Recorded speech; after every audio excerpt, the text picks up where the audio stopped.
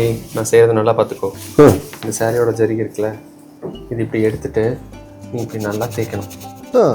தேய்ச்சினா இது உனக்கு ஒரு மாதிரி சில்வர் கலர்ல இருக்கா, ஆமாப்பா. இப்படி வந்துச்சு அப்படின்னா அது வெள்ளி ஜரிகை. ம். ஓகே, இந்த சாரி இருக்கு பாரு, பியோர் சில்வர். இது எப்படி 30 வருஷமாவது பழசா இருக்கும். இந்த ஒரு சாரி மட்டும் உங்களுக்கு எப்படி 30,000 ரூபாய் கிட்ட வருமா? 30,000-மா? அப்ப இந்த புடவை கொஞ்சம் பார்த்து சொல்லுப்பா. சரிங்கம்மா, இதையும் செக் பண்ணிடுவோம். ஓ, இது இப்படி தேய்ச்சி பார்த்தீங்கன்னா உனக்கு ஒரு மாதிரி செம்பு கலந்த மாதிரி கலர் வருதா? ஆமாம். அது ஏன்னா இது செம்பு ப்ளஸ் சில்வர் மிக்ஸு. எவ்வளவு போகும்?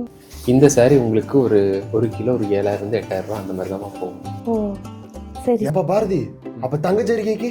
தங்க ஜரிகைன்னா உனக்கு தங்க ரேட்டுக்கு போகும். அப்ப வைர ஜரிகைனா? வைரத்துல ஜரிகை இருக்காதுடா. இருக்காது. தம்பிக்கு ரொம்ப ஆசை போல. அவன் அப்படிதாம்மா, விட்டா இன்னைக்கே அம்பானி ஆகணும்னு சொல்லுவான். ஒரே நாள்லையா?